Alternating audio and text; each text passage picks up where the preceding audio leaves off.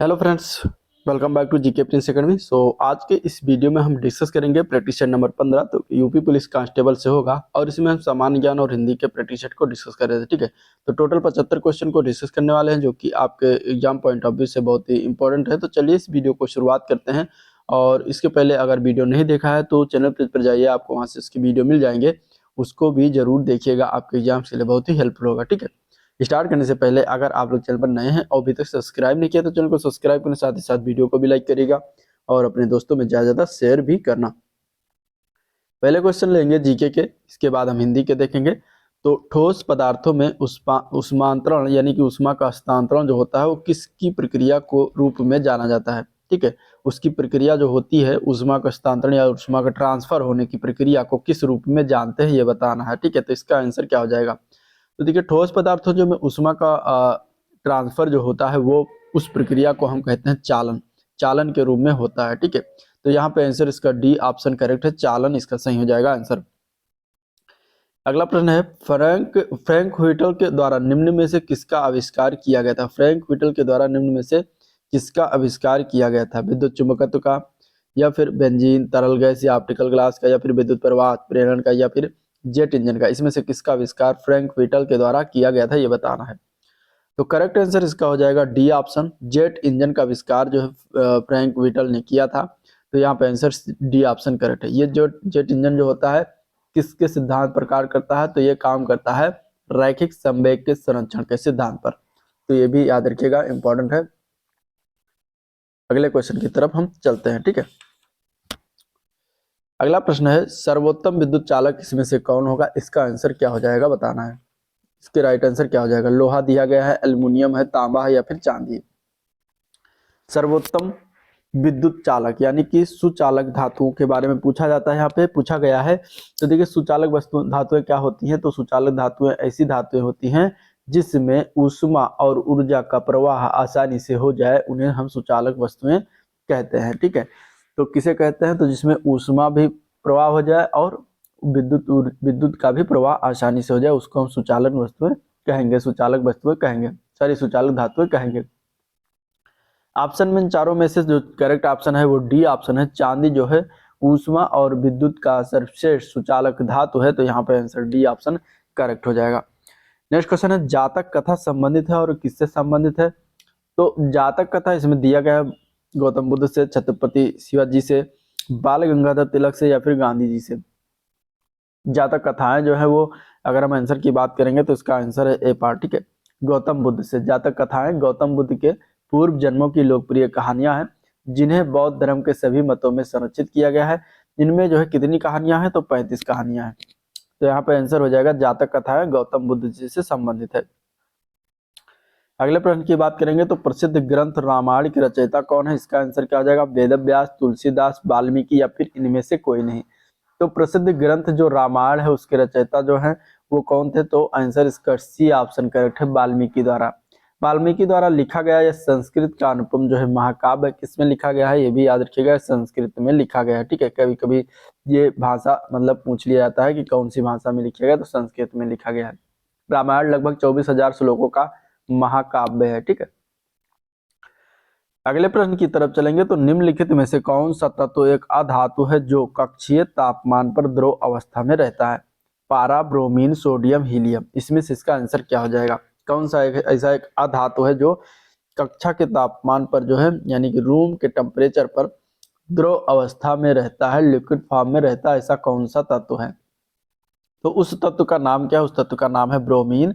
यहाँ पे answer B option correct है, ब्रोमीन। ठीक है, ब्रोमीन जो होता है वो द्रव अवस्था में रहता है कक्षीय तापमान यानी कि रूम टेम्परेचर पर। अगला प्रश्न है, CH3 COO CH2 CH3 ये किसका सूत्र है ये बताना है। ठीक है, CH3 COO CH2 CH3 ये किसका फार्मूला है या किसका सूत्र है ये बताना है। तो इसके अगर हम आंसर की बात करें तो आंसर क्या हो जाएगा, तो इसका आंसर हो जाएगा जो है सी पार्ट, एथिल एथनोएट का सूत्र, इसको एथिल एथनोएट कहा जाता है। यहाँ पे आंसर इसका सी ऑप्शन करेक्ट हो जाएगा। अगला प्रश्न की तरफ चलेंगे। तो निम्नलिखित में से किस प्रोटोकॉल का उद्देश्य चरणबद्ध तरीके से हाइड्रोफ्लोरोकार्बन का उपयोग समाप्त करना है। ठीक है, हाइड्रोफ्लोरोकार्बन का उपयोग जो है समाप्त करना है, और ये किस प्रोटोकॉल का उद्देश्य है चरणबद्ध तरीके से। Nagoya protocol, Cartagena protocol, Montreal protocol या फिर क्योटो प्रोटोकॉल। तो जो ये हाइड्रोफ्लोरोकार्बन का उपयोग जो है समाप्त करना है, ये किस प्रोटोकॉल के तहत ये बातें कही गई थी, तो ये कहा गया था मॉन्ट्रियल प्रोटोकॉल के अंतर्गत। तो यहाँ पे आंसर सी ऑप्शन करेक्ट है। और ये उसका उद्देश्य क्या रहा था इस प्रोटोकॉल का, तो 2030 तक, ठीक है, 2030 तक जो है ये चरणबद्ध तरीके से हाइड्रोफ्लोरोकार्बन का उपयोग को समाप्त करना इसका मेन उद्देश्य रहा था। और मॉन्ट्रियल प्रोटोकॉल जो है एक अंतरराष्ट्रीय संधि है, ठीक है, तो इसी संधि के तहत ये बातें कही गई थी। तो आंसर सी ऑप्शन इसका करेक्ट हो जाएगा। अगले क्वेश्चन की तरफ बढ़ेंगे। तो छत्रपति शिवाजी किस मराठा घराने से संबंधित थे, होलकर, गायकवाड़, सिंधिया या भोसले? इसमें से इसका आंसर क्या हो जाएगा, ठीक है, इसमें से इसका आंसर क्या हो जाएगा। तो छत्रपति शिवाजी जी जो थे ये भोसले राजघराने से संबंधित है, ठीक है, तो यहाँ पे आंसर डी ऑप्शन करेक्ट हो जाएगा। छत्रपति शिवाजी 1627 से लेकर 1680 तक रहे थे, ठीक है, और इनका अगर हम बात करें तो ये मराठा राज्य के संस्थापक थे।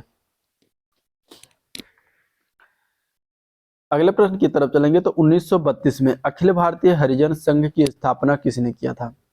1932 में अखिल भारतीय हरिजन संघ की स्थापना किसके द्वारा किया गया था बताना है, इसका आंसर क्या हो जाएगा। तो 1932 में अखिल भारतीय हरिजन संघ की स्थापना, इसमें ऑप्शन दिया गया है भीमराव अम्बेडकर, महात्मा गांधी, ज्योतिबा फुले या फिर श्री नारायण गुरु। इसका आंसर क्या हो जाएगा, तो इसका करेक्ट आंसर है, इसका करेक्ट आंसर क्या है, बी पार्ट हो जाएगा। महात्मा गांधी के द्वारा शुरुआत किया गया था, तो आंसर बी पार्ट हो जाएगा, ठीक है। अखिल भारतीय हरिजन संघ की स्थापना महात्मा गांधी ने किया था, कब किया था, 1932 में, ठीक है, जिसको हरिजन सेवक संघ भी कह सकते हैं। और ये कहाँ पर किया गया था, तो ये भी याद रखिएगा, दिल्ली में। कहाँ पर हुआ था, ये दिल्ली में इसकी स्थापना की गई थी। और ये 1933 में इन्होंने जो है एक साप्ताहिक हरिजन नामक जो है पत्रिका का भी प्रकाशन किया था। हरिजन नामक पत्रिका का प्रकाशन किसके द्वारा प्रारंभ किया गया था, तो ये गांधी जी के द्वारा, ठीक है। चलिए, महाभारत का अंग्रेजी भाषा में अनुवाद करने वाले पहले भारतीय कौन है, ठीक है, महाभारत जो है उसका अंग्रेजी भाषा में अनुवाद करने वाले पहले भारतीय का नाम क्या है, दिया गया है ऑप्शन में टी.एस. सरस्वती अम्मा, किशोरी मोहन, गांगुली वल्लभाचार्य, पंडित राम अवतार शर्मा। इसमें से इसका राइट आंसर क्या हो जाएगा, तो इसका राइट आंसर सीधा सीधा है Kishori Mohan Ganguly, answer B option correct है, ठीक है। नेक्स्ट क्वेश्चन, सुविख्यात सूर्य मंदिर किस स्थान पर निर्मित है, खजुराहो, आबू, कोणार्क या धारचूला? तो सूर्य मंदिर जो फेमस है वो है कोणार्क का सूर्य मंदिर, ठीक है, यहाँ पे आंसर सी ऑप्शन करेक्ट है। ये कोणार्क कहाँ पड़ता है, तो कोणार्क पड़ता है उड़ीसा राज्य में, ठीक है, उड़ीसा राज्य के कोणार्क में सूर्य मंदिर स्थित है। और वहां पे जो है पुरी जिले में, ठीक है, कोणार्क का सूर्य मंदिर जो पुरी जिला है वहां पर कोणार्क का सूर्य मंदिर जो है स्थित है। इसे लाल बलुआ पत्थर व काले ग्रेनाइट पत्थर से कब बनवाया गया था, तो 1236 और से 1464 ईस्वी में जो गंग वंश का राजा था, ठीक है, गंग वंश का राजा था नरसिंह देव प्रथम, तो उसी के द्वारा बनवाया गया था। कौन था, ये भी नाम याद रखिएगा, पूछा जाता है, नरसिंह देव प्रथम, तो इसने बनवाया था, ठीक है, तो आंसर इसका सी ऑप्शन करेक्ट है। अगला प्रश्न, विज्ञान की निम्नलिखित शाखाओं में से कौन सी आंत के अंगों के अध्ययन से संबंधित है, आंत के अंगों के अध्ययन से संबंधित इनमें से कौन सा हो जाएगा, तो इसका आंसर है स्प्लैंक्नोलॉजी, स्प्लैंक्नोलॉजी हो जाएगा, यहाँ पे आंसर बी ऑप्शन करेक्ट है, स्प्लैंक्नोलॉजी, जो कि ये शरीर के आंतरिक अंग के आंत के अंगों से संबंधित होता है, तो यहाँ पे आंसर बी ऑप्शन इसका सही है, ठीक है। अगला क्वेश्चन देखेंगे, जब खाने में लंबे समय तक हरी सब्जियों का प्रयोग नहीं किया जाता है तो निम्न में से कौन सी बीमारी हो जाती है? जब खाने में लंबे समय तक अगर हरी सब्जी का प्रयोग नहीं करेंगे तो कौन सी बीमारी हो जाएगी? स्कर्वी, बेरी, रात्रि अंधत्व और या फिर पेलाग्रा। इसमें से कौन सा रोग ऐसा होगा जब खाने की हरी सब्जियों का प्रयोग बहुतायत मात्रा में यानी कि लंबे समय तक अगर नहीं करते हैं तो इसमें अगर हम बात करेंगे तो वो हो जाएगा आंसर इसका सी पार्ट, ठीक है, रात्रि अंधत्व, यानी कि जिसको हम रतौंधी भी कहते हैं, रतौंधी। तो रतौंधी रोग आपको होने की संभावना ज्यादा रहेगी, क्योंकि हरी सब्जियों में कौन सी विटामिन पाई जाती है? तो विटामिन ए पाई जाती है, ठीक है, बहुतायत मात्रा में प्राप्त होती है। और हरी सब्जियों का प्रयोग न करने से विटामिन ए की कमी हो जाएगी, जिससे कि रतौंधी नामक रोग हो जाएगा, ठीक है। और विटामिन सी की कमी से स्कर्वी रोग होता है, विटामिन बी की कमी से बेरी रोग होता है। अगला प्रश्न है, मोहिनी अट्टम नृत्य किस राज्य का है? मोहिनी अट्टम नृत्य के बारे में पूछा गया, केरल का है, आंध्र प्रदेश का है, या फिर तमिलनाडु का है, या फिर उड़ीसा का है। इनमें से कौन सा मोहिनी अट्टम नृत्य है जो है किस राज्य से संबंधित है? तो मोहिनी अट्टम नृत्य जो है ये केरल के राज्य से संबंधित है, तो यहाँ पे आंसर इसका हो जाएगा ए पार्ट, ठीक है, केरल राज्य से। आंसर क्या हो जाएगा, ए पार्ट हो जाएगा केरल राज्य से। केरल की महिलाओं के द्वारा किया जाने वाला शास्त्रीय नृत्य है जो कथकली से अधिक प्राचीन है। और कथकली जो ये कथकली है ये भी जो है केरल राज्य का ही जो है क्या है, शास्त्रीय नृत्य है। ठीक है, केरल राज्य का ही क्या है, शास्त्रीय नृत्य है। चलिए अगले प्रश्न की तरफ चलेंगे। तो रेरा शब्द का फुल फॉर्म पूछा गया है। रेरा का फुल फॉर्म क्या होता है ये बताना। रेरा का फुल फॉर्म क्या होता है ये बताना। ठीक है, रेरा का फुल फॉर्म होता है real estate regulatory authority. Real estate regulatory authority, इसका आंसर हो जाएगा रियल इस्टेट रेगुलेटरी अथॉरिटी, जो कि डी पार्ट में दिया गया है। ठीक है, इसका गठन कब किया गया था, तो 1 मई 2016 को किया गया था। कब किया गया था, 1 मई 2016 को किया गया था।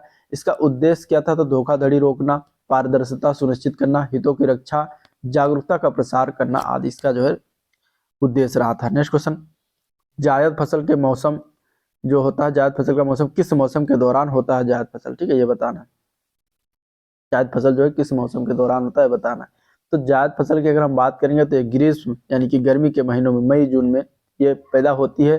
प्रमुख फसलों की बात करेंगे इसमें से, तो कौन कौन सी, तो जायद फसल में जो सलाद वाली जो चीजें आती हैं, ठीक है, खीरा है, खरबूजा, तरबूजा, ये सभी जो है, तरबूज है, ये सभी जो है जायद की फसल में आती है। इसकी बुआई होती है मार्च अप्रैल में और इसका उत्पादन होता है मई जून में। ठीक है, इसकी बुआई कब होती है, मार्च अप्रैल में, उत्पादन होता है मई जून में। तो आंसर बी ऑप्शन करेक्ट है। नेक्स्ट क्वेश्चन देखते हैं। अगला प्रश्न है, भारत का सबसे बड़ा गन्ना उत्पादक राज्य कौन सा है। तो भारत का सबसे बड़ा गन्ना उत्पादक राज्य की अगर हम बात करेंगे तो इसमें ऑप्शन दिया गया है महाराष्ट्र, कर्नाटक, उत्तर प्रदेश, तमिलनाडु। इसका आंसर क्या हो जाएगा, तो भारत का सबसे बड़ा गन्ना उत्पादक राज्य जो है वो उत्तर प्रदेश है। आंसर सी पार्ट करेक्ट है। ठीक है, इसके बाद दूसरे नंबर पर महाराष्ट्र आता है, तीसरे नंबर पर तमिलनाडु आता है। तो यहाँ पे आंसर इसका सी ऑप्शन करेक्ट है। अगला क्वेश्चन, अफ्रीका में कालाहारी किस प्रकार का रेगिस्तान है। तो शीत शरद ऋतु का है, या फिर उपोष्णकटिबंधीय का है, या फिर उष्णकटिबंधीय का है, या फिर शीत तटवर्ती का। इसमें से जो कालाहारी है वो रेगिस्तान है, वो भी अफ्रीका में है। और ये किस प्रकार का रेगिस्तान है बताना है। तो कालाहारी है जो विश्व का एक विशाल मरुस्थल है, यह जो है उष्णकटिबंधीय मरुस्थल है। किस प्रकार का, तो उष्णकटिबंधीय मरुस्थल है। और यहाँ के स्थायी निवासों को बुशमैन कहा जाता है, बुशमैन। ठीक है, तो आंसर सी ऑप्शन इसका राइट है। नेक्स्ट क्वेश्चन, नेक्स्ट क्वेश्चन है, पिग्मी निवासी किस देश में पाए जाते हैं। तो पिग्मी जो है ये मध्य अफ्रीका के विषुवत रेखीय प्रदेश के पाई जाने वाली जनजातियां हैं। इन जनजातियों का जो है औसत कद होता है 150 सेंटीमीटर। तो विषुवत रेखीय प्रदेश, यहाँ पे आंसर इसका बी ऑप्शन करेक्ट हो जाएगा। निम्न में से किस भारतीय राज्य में जंगल सबसे ज्यादा क्षेत्रफल में फैले हैं। इसमें से उत्तर प्रदेश, झारखंड, अरुणाचल प्रदेश, उड़ीसा। तो सबसे ज्यादा जंगल अगर 2001 स्थिति रिपोर्ट जो भारत का है 2021, उसके अनुसार अगर हम देखें तो भारत में सर्वाधिक वन क्षेत्रफल जो है मध्य प्रदेश का है। ठीक है, लेकिन अगर हम देखें तो इसमें ऑप्शन मध्य प्रदेश है नहीं, तो यहाँ पे आंसर क्या हो जाएगा, सी पार्ट अरुणाचल। इनमें से अरुणाचल हो जाएगा, लेकिन सबसे ज्यादा एमपी का है। अगला प्रश्न देखते हैं। तो कौन सी नदी हैदराबाद शहर से होकर बहती है। इनमें से मूसी नदी, गुरुपारा है, मीनाचिल है, या नेत्रवती। हैदराबाद शहर से कौन सी नदी होकर बहती है बताना। ठीक है, इसका राइट आंसर क्या हो जाएगा,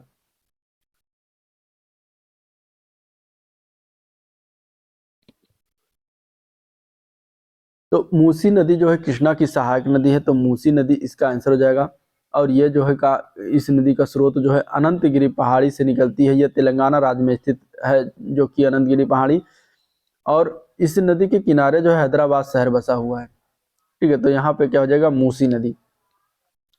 नेक्स्ट क्वेश्चन है, नागार्जुन सागर परियोजना किस नदी पर बनी है। गंडक, कोसी, कृष्णा, महानदी। तो नागार्जुन सागर परियोजना जो है ये आंध्र प्रदेश राज्य में स्थित है, एक प्रमुख नदी घाटी योजना है, जो कि हैदराबाद से 150 किलोमीटर दूर कृष्णा नदी पर यह बनाया गया है। तो यहाँ पे आंसर सी ऑप्शन इसका सही है।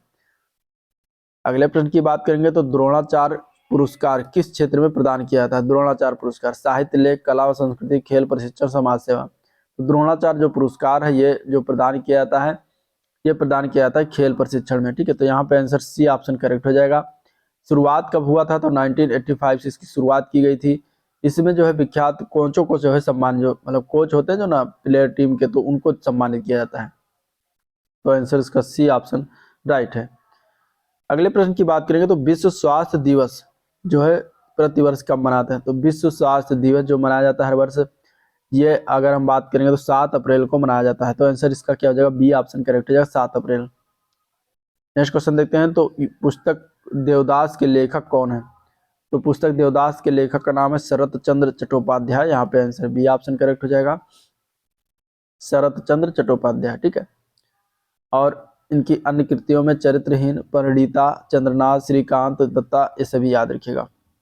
अगला प्रश्न है, भारतीय संविधान को कब अपनाया गया था? भारतीय संविधान को इसमें से अगर देखा जाएगा तो आंसर क्या हो जाएगा?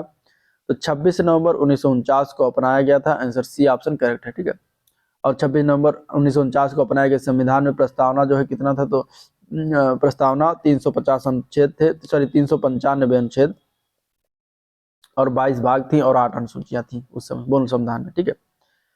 अगले प्रश्न की बात करेंगे। तो भारत की संविधान सभा की संघ शक्ति समिति के अध्यक्ष कौन थे? तो भारत की संविधान सभा की संघ शक्ति की समिति के अध्यक्ष की अगर हम बात करेंगे तो आंसर हो जाएगा डी ऑप्शन, जवाहरलाल नेहरू थे। यहाँ पे आंसर इसका डी ऑप्शन करेक्ट हो जाएगा।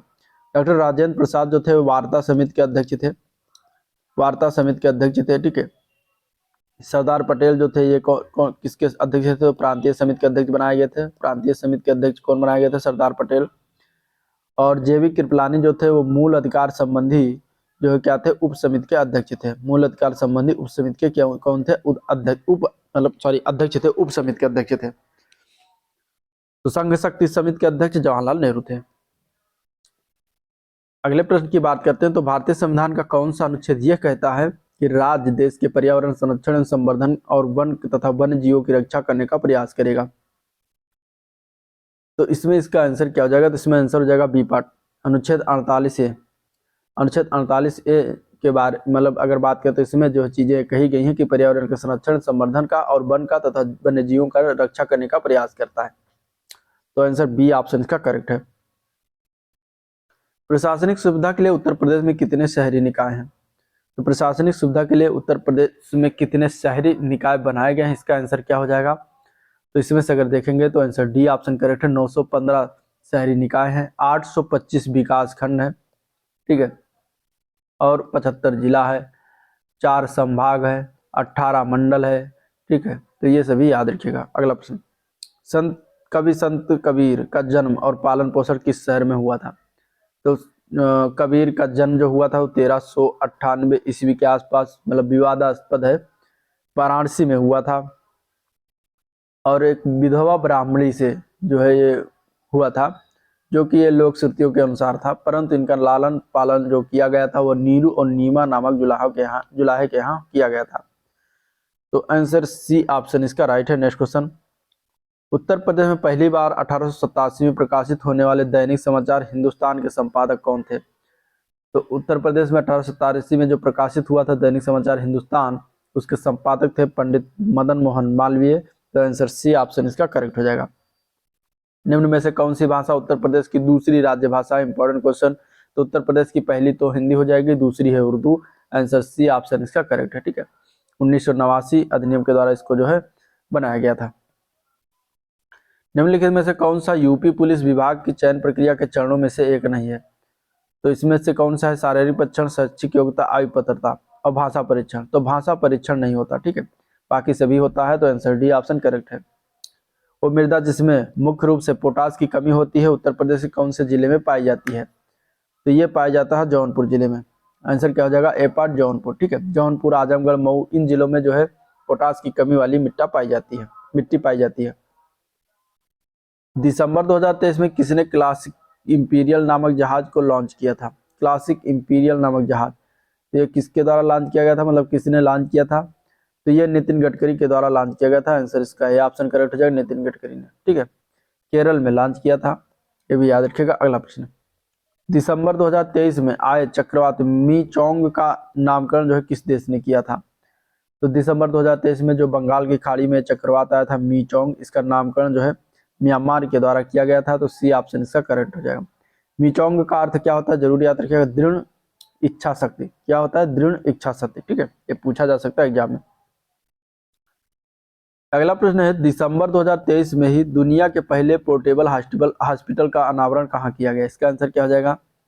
तो दुनिया का पहला पोर्टेबल हॉस्पिटल का अनावरण जो हुआ है ये हरियाणा के गुरुग्राम में हुआ है। तो डी ऑप्शन इसका करेक्ट हो जाएगा, गुरुग्राम। अब सामान्य हिंदी के क्वेश्चन देखेंगे। लिपि चिन्हों के क्रमबद्ध समूह को क्या कहा जाता है? तो लिपि चिन्हों के क्रमबद्ध समूह को अगर हम बात करेंगे तो इसका आंसर क्या हो जाएगा? तो इसका आंसर हो जाएगा डी पार्ट, वर्णमाला कहते हैं। क्या कहते हैं? वर्णमाला। क्योंकि हिंदी भाषा की सबसे छोटी इकाई जो होती है ध्वन होती है। ध्वन के लिखित रूप को वर्ण कहा जाता है और वर्णों के क्रमबद्ध समूह को वर्णमाला कहा जाता है। हिंदी में कितने वर्ण हैं टोटल? तो 52 वर्ण है, ये भी याद रखिएगा, ठीक है। अगले प्रश्न की तरफ बढ़ते हैं। तो दिया गया कि दिए गए वाक्य में उपयुक्त विराम चिन्ह का प्रयोग करना। अनिल घर आया, थोड़ी देर रुका और चला गया। यहाँ पे कौन सा विराम चिन्ह, मतलब कौन सा विराम चिन्ह का प्रयोग किया जाएगा, ये बताना है, ठीक है। तो इसमें अगर हम देखेंगे तो ये कामा जो है अर्धविराम, इसका हम प्रयोग करेंगे। तो यहाँ पे आंसर हो जाएगा सी ऑप्शन करेक्ट, ठीक है। यहाँ पे अनिल घर आया, यहाँ पे लगना चाहिए था इस तरीके से कामा, थोड़ी देर रुका और चला गया, तब सही हो जाता। अगला प्रश्न, संज्ञा का भेद कौन सा इनमें से नहीं होता? एक उस संज्ञा के भेद इनमें से अगर हम देखेंगे तो वो हो जाएगा निजवाचक। निजवाचक संज्ञा नहीं होता, बाकी व्यक्तिवाचक संज्ञा, जातवाचक संज्ञा, भाववाचक संज्ञा, द्रव्यवाचक संज्ञा, समूहवाचक संज्ञा, ये सभी संज्ञाएं होती हैं, ठीक है। निजवाचक जो होता है सर्वनाम का भेद होता है, ठीक है, सर्वनाम का भेद। अगले प्रश्न की बात करेंगे तो इनमें से सर्वनाम की उपयुक्त परिभाषा कौन सी है? सर्वनाम की उपयुक्त परिभाषा, तो सर्वनाम क्या होता है? सर्वनाम क्या होता है? संज्ञा के स्थान पर जो शब्द प्रयोग किया जाता है उन्हें सर्वनाम कहते हैं। तो संज्ञा के स्थान पर प्रयुक्त होने वाले जो शब्द हैं उन्हें सर्वनाम कहते हैं। कितने भेद होते हैं सर्वनाम के? तो 6 भेद होते हैं। कौन कौन सा होता है? पुरुषवाचक, निजवाचक, निश्चयवाचक, अनिश्चयवाचक, संबंधवाचक, प्रश्नवाचक। और टोटल अगर देखा जाए तो हिंदी व्याकरण में कितने सर्वनाम है? तो टोटल 11 सर्वनाम। कौन कौन सा है? तो मैं, तुम, आप, ठीक है, ये 3 हो गया। इसके बाद ये है वो हो, जो, सो, कोई, कुछ, कौन, क्या, ये 11 सर्वनाम है जो हिंदी व्याकरण में इसकी चर्चा की गई। नेक्स्ट क्वेश्चन, निम्नलिखित में से कौन सा शब्द जो है विशेषण है इनमें से? तो जो शब्द विशेषता बताए वो क्या हो जाएगा? विशेषण हो जाएगा। जैसे कि इसमें से अगर देखा जाए तो आग्नेय, आग्नेय शब्द क्या है? विशेषण है। इसकी संज्ञा शब्द क्या होगी? आग। तो संज्ञा से हम जो है विशेषण बनाते हैं, तो यहाँ पे आग का आग्नेय हो जाता है और आग्नेय क्या हो जाता है? विशेषण हो जाता है। आग का तत्सम क्या हो जाएगा? अग्नि हो जाएगा, ठीक है। आग का तत्सम क्या होता है? अग्नि होता है। आग एक तद्भव शब्द है। नेक्स्ट क्वेश्चन देखते हैं। तो क्रिया के रूपांतरण को क्या कहते हैं? तो क्रिया के रूपांतरण को कहा जाता है वाच्य। क्या कहा जाता है? वाच्य कहा जाता है। सी पार्ट करेक्ट हो जाएगा। ये 2 प्रकार का होता है। क्यों? क्रिया, क्रिया 2 प्रकार की होती है। एक होती है सकर्मक और दूसरी होती है अकर्मक, ठीक है। तो इस प्रकार 2 प्रकार की क्रियाएं होती हैं। अगला प्रश्न देखते हैं। अव्यय के लिए इनमें से कौन सा कथन सही है? ये अविकारी होते हैं, ये विकारी होते हैं। ये विकारी और अविकारी दोनों होते हैं, उपरोक्त में से कोई नहीं। तो अव्यय जो होता है ये अविकारी होता है, बाकी सारे गलत हैं। तो आंसर ए पार्ट सही है, ठीक है। अव्यय में शब्द होते हैं जिनमें लिंग, वचन, पुरुष, कारक आदि से कोई विकार या रूप परिवर्तन नहीं होता, तो वह अविकारी शब्द होते हैं, ठीक है। जैसे गोविंद तेज जो होता है, इसमें से तेज शब्द क्या है? अवस्थाओं में, सभी अवस्थाओं में एक समान है। तो यहाँ पे ये क्या हो जाएगा? अव्यय हो जाएगा। अगला क्वेश्चन देखते हैं। तो अगला प्रश्न है, दिए गए शब्दों में से कौन एक स्त्रीलिंग नहीं है इनमें से? तो इसमें से अगर हम देखेंगे तो रामायण, प्रार्थना, मछली, मकान। स्त्रीलिंग शब्द की बात करें तो मकान शब्द पुल्लिंग होता है, ठीक है। तो आंसर आपका डी ऑप्शन करेक्ट है। मकान शब्द पुल्लिंग होता है, स्त्रीलिंग नहीं होता। निम्नलिखित में वचन की दृष्टि से असंगत युग्म इसमें से कौन सी है? ठीक है, सर्दी का सर्दियां दिया गया है, बहन का बहने, गुब्बारा का गुब्बारे और झाड़ी का जो है झाड़ियों दिया गया है। तो यहाँ पे इसका जो है असंगत युग्म बताने यानी कि गलत युग्म कौन सा हो जाएगा? तो गलत युग्म की अगर हम बात करेंगे तो इसमें जो झाड़ी का झाड़ियों दिया गया है ये गलत है। इसका झाड़ी का जो बहुवचन होता है वो झाड़ियां होता है, ना कि झाड़ियों। तो यहाँ पे आंसर हो जाएगा डी ऑप्शन, बाकी सारे सही हैं। अगले प्रश्न की बात करेंगे तो महेश गीत गा रहा था, वाक्य में कौन सा काल है? तो महेश गीत गा रहा था, इस वाक्य में अगर हम देखेंगे तो कौन सा काल हो जाएगा? अपूर्ण भूत, पूर्ण भूत या सामान्य भूत या आसन्न भूत? तो महेश गीत गा रहा था, इसमें अगर हम देखेंगे तो ए पार्ट हो जाएगा अपूर्ण भूत। ये अपूर्ण भूत काल का उदाहरण है। अपूर्ण भूत क्या होता है? तो क्रिया के जिस रूप से कार्य के भूतकाल में शुरू होने का पता चले लेकिन खत्म होने का पता ना चले तो उसे अपूर्ण भूतकाल कहते हैं, ठीक है। इसमें अगर देखा जाएगा तो पहचानने का ट्रिक है कि रहा था, रही थी, रहे थे, इस तरीके से शब्द लास्ट में आते हैं। जैसे मोहन गीत गा रहा था, वो विद्यालय जा रहा था, श्याम लखनऊ की यात्रा कर रहा था। तो इस तरीके से ये इसके वाक्य हो जाते हैं। ठीक है, नेक्स्ट क्वेश्चन है उससे दौड़ा नहीं जाता। इस वाक्य में कौन सा वाच्य है? वाच्य 3 प्रकार का होता है, कृतवाच्य, कर्मवाच्य और भाववाच्य। तो मोहन उससे दौड़ा नहीं जाता, उससे दौड़ा नहीं जाता, जहां पर इस प्रकार का आपको वाक्य मिल जाए वो भाववाच्य हो जाएगा। ठीक है, इसके भाव झलक रहा है कि वो दौड़ नहीं पा रहा है, तो आंसर सी ऑप्शन इसका करेक्ट हो जाएगा। अगले प्रश्न की तरफ चलते हैं। अगला प्रश्न है परसर्ग वह सहायक शब्द होते हैं जो, परसर्ग क्या है? तो परसर्ग वह सहायक शब्द हैं जो शब्दों के बीच संबंध स्थापित करते हैं, जो शब्दों के बीच क्या करते हैं? संबंध स्थापित करते हैं, तो उन्हें परसर्ग कहा जाता है। ठीक है, तो आंसर ए पार्ट करेक्ट है। परसर्ग को कारक चिन्ह भी कहा जाता है। नेक्स्ट क्वेश्चन है तत्सम शब्द अप्सरा का छत्तीसगढ़ी तद्भव रूप क्या होगा? तो अप्सरा का छत्तीसगढ़ी तद्भव रूप होता है अप्सरा, तो आंसर सी ऑप्शन इसका करेक्ट है, अप्सरा। ठीक है, पराधीन में कौन सा उपसर्ग है? पराधीन, पराधीन में उपसर्ग की अगर हम बात करेंगे इसमें से, तो पराधीन में उपसर्ग है पर। कौन सा है? पर। उपसर्ग जो होता है मूल शब्द के पहले लगता है, तो यहाँ पे पर जो हो जाएगा वो पराधीन का उपसर्ग हो जाएगा। केंद्रित और अधिकता में क्रमशः प्रत्यय कौन से लगे हैं? तो केंद्रित और अधिकता में प्रत्यय की बात करेंगे तो केंद्रित में तो इत प्रत्यय लगा है और अधिकता में ता प्रत्यय लगा है, तो इत और ता हो जाएगा, जो कि सी पार्ट में दिया गया है। ठीक है, हमें पाप से बचना चाहिए। उपरोक्त वाक्य में रेखांकित शब्द का विलोम बताना, मानी कि पाप का विलोम क्या होता है? तो पाप का विलोम क्या हो जाएगा? पाप का विलोम पुण्य होता है, जो कि बी पार्ट में दिया गया है। निम्नलिखित में से अनघ का विलोम क्या होता है? अनघ, अनग के विलोम की अगर हम बात करेंगे तो इसमें आंसर हो जाएगा अनग का विलोम अघी। क्या होता है? अघी। यहाँ पे आंसर डी ऑप्शन करेक्ट हो जाएगा। ठीक है, निष्पाप का विलोम पाप होता है, ये भी याद रखिएगा। कृति का विलोम आकृति होता है। ठीक है, आकृति। अगला प्रश्न, निम्न समानार्थी शब्दों में से उचित शब्द का प्रयोग करके दिए गए वाक्य में रिक्त स्थान की पूर्ति करना है। विधानसभा का चुनाव एक निश्चित डैश किसके लिए होता है? तो विधानसभा का जो चुनाव होता है वो निश्चित है, हर 5 वर्ष पर होता है ना, तो एक निश्चित अवधि के लिए होता है। यहाँ पे answer C option sorry B option इसका करेक्ट हो जाएगा। इनमें से अरण शब्द का पर्यायवाची क्या है? पर्यायवाची पूछा गया है शस, कुलीन, कांतार, आभारी। अरण शब्द का पर्यायवाची क्या हो जाएगा इसमें से? शस्य, कुलीन, कांतार, आभारी। तो अरण शब्द का पर्यायवाची होता है कांतार। ठीक है, यहाँ पे आंसर सी ऑप्शन करेक्ट है, कांतार। कांतार शब्द जो है अरण का पर्यायवाची है। इसके अन्य पर्यायवाची में कौन कौन आता है? तो वन है, कानन है, इसके अलावा विपिन है। ठीक है, विपिन के अलावा अगर हम देखेंगे तो इसमें बीहड़ आता है, बीहड़। बीहड़ के अलावा अगर हम देखें तो इसमें विटप, विटप आता है। विटप के बाद अख है, याद रखिएगा, नया है, जो कि वन का पर्यायवाची होता है। ठीक है, तो ये सभी चीजें याद रखिएगा। नेक्स्ट क्वेश्चन, निम्न में से क्या मान का अर्थ नहीं है? मान का अर्थ इनमें से कौन सा नहीं होगा? तो जो सी पार्ट दिया गया श्रेष्ठ, श्रेष्ठ जो होता है ये मान का अर्थ नहीं होता। मान का अर्थ होता है इज्जत, अभिमान, सम्मान, और जो है आंसर इसका जो हो जाएगा सी पार्ट। बाकी इज्जत, अभिमान, सम्मान जो है मान का अर्थ होता है। अगला प्रश्न है अभय और उभय के समरूपी भिन्नार्थक कौन से हैं? अभय और उभय, तो अभय का मतलब क्या होता है? अभय का मतलब जिसको भय न हो, यानी कि निडर। और उभय मतलब कि उभय लिंग सुना होगा, तो वहां से मतलब कि दोनों, तो यहाँ पे निडर और दोनों इसका राइट आंसर हो जाएगा, ए पार्ट करेक्ट हो जाएगा। अगला प्रश्न देखते हैं। अगला प्रश्न है द्विज शब्द के लिए उपयुक्त वाक्य खंड चुनना है, क्या हो जाएगा? द्विज शब्द का मतलब क्या है? तो द्विज शब्द का मतलब होता है 2 बार जन्म लेने वाला, जिसको हम कहेंगे द्विज। ठीक है, 2 बार जन्म लेने वाला द्विज। बहुत बोलने वाले को क्या कहते हैं? वाचाल।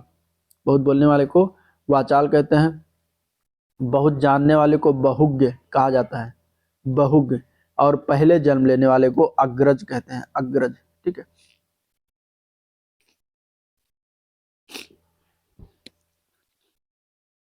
अगला क्वेश्चन है अज्ञ का अर्थ क्या होता है? अज्ञ, इसका आंसर क्या हो जाए? अज्ञ का क्या अर्थ होता है?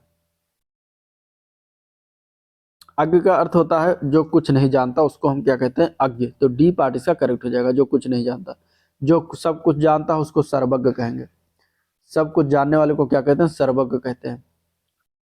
जो जिसे जाना जा सके, जिसे जाना जा सके उसको हम क्या कहते हैं? तो उसको हम कहते हैं ज्ञेय। क्या कहते हैं? ज्ञेय। जिसके आर पार देखा जा सके उसको हम कहते हैं पारदर्शी। तो आंसर डी ऑप्शन इसका राइट है। अगले क्वेश्चन की तरफ बढ़ते हैं। तो निम्न में से कौन सी संधि का कौन सा युग्म गलत है? इसमें से संधि का युग बताना, इनमें से कौन सा गलत है। तो अनुदित का अनु प्लस उदित दिया गया जो कि सही है। अवनींद्र का अवनी प्लस इंद्र दिया गया जो कि सही है। श्रद्धानंद का श्रद्ध प्लस आनंद दिया गया जो कि गलत है। श्रद्ध प्लस आनंद जो है गलत है, यहाँ पे होना चाहिए श्रद्धानंद का श्रद्धा प्लस आनंद, श्रद्धा प्लस आनंद तो सही होता। तो आपका आंसर क्या हो जाएगा, सी पार्ट हो जाएगा। भूतधार का भू प्लस उद्धार हो जाएगा, तो सी पार्ट आपका गलत हो जाएगा, ठीक है। और श्रद्धा आनंद जो दिया गया है ये दीर्घ संधि का उदाहरण है, ये भी याद रखिएगा। यथोचित किस समास का उदाहरण है। यथोचित की अगर हम बात करेंगे तो यथोचित जो होता है ये अव्ययी भाव समास हो जाएगा। अव्ययी भाव समास का क्या है परिभाषा, इसका समास का पहला पद जो होता है प्रधान होता है और समस्त पद वाक्य में क्या होता है क्रिया विशेषण काम करता है, ठीक है। और इसका पहला पद यानी पूर्व पद क्या होता है, अव्यय होता है।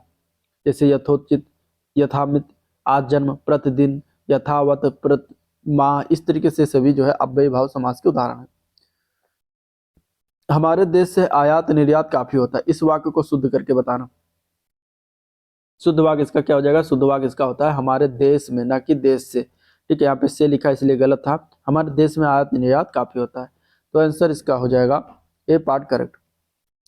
स्थायी भाव के उत्पत्ति के कारण को क्या कहते हैं, तो स्थायी भाव के उत्पत्ति के कारण को हम कहा जाता है विभाव। क्या कहा जाता है, विभाव कहा जाता है, ठीक है।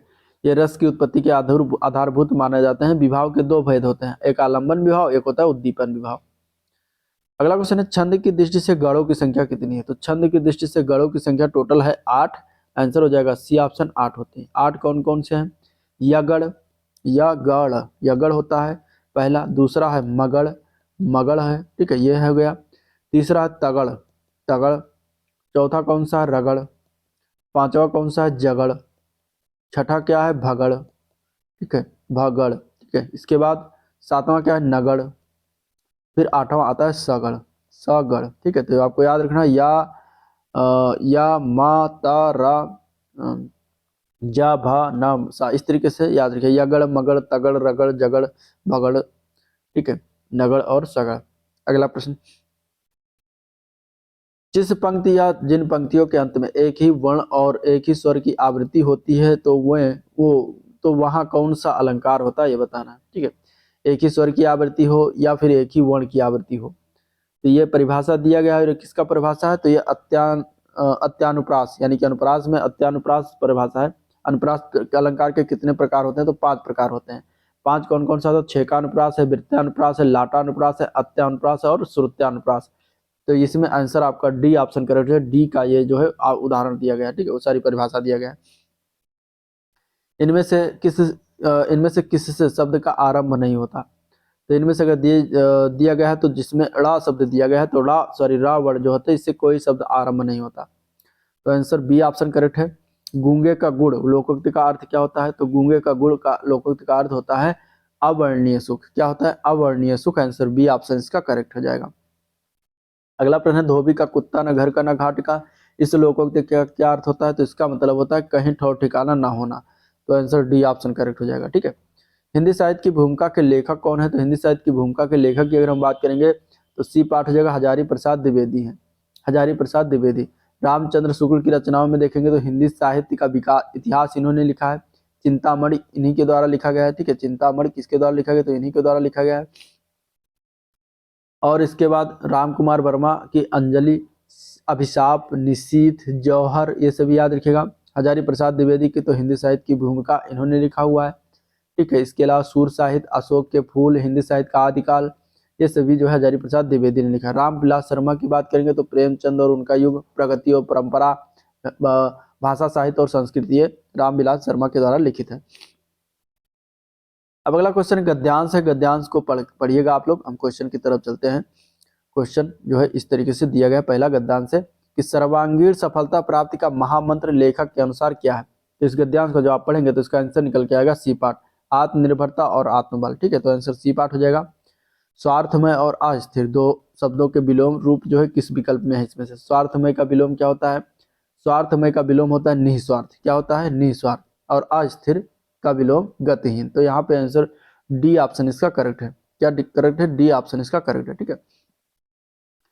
सफलता, कार्य और आत्मनिर्भरता शब्दों के लिए लिंग क्रमशः कौन कौन से, मतलब सफलता किस प्रकार कौन सा है, पुल्लिंग है या स्त्रीलिंग है।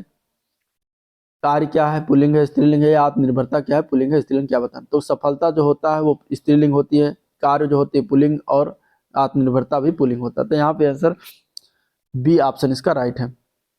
जीवन की सफलता की पहली सीढ़ी कौन सी है, तो इस गद्यांश के अनुसार जब आप गद्यांश पढ़ेंगे तो आंसर निकल के आएगा ए पार्ट, आत्मनिर्भर बनना। तो आंसर ए पार्ट सही हो जाएगा। ठीक है, तो ये था आज का ओवरऑल वीडियो जिसको हम लोगों ने देखा, डिस्कस किया। अगर वीडियो पसंद आया तो लाइक करिएगा, चैनल को सब्सक्राइब नहीं किया तो सब्सक्राइब के लिए फटाफट, साथ ही साथ शेयर करना मत भूलिएगा। ठीक है, तो आज का वीडियो यहीं पर एंड करते हैं, मिलते हैं इसके नेक्स्ट वीडियो में, तब तक के लिए थैंक यू।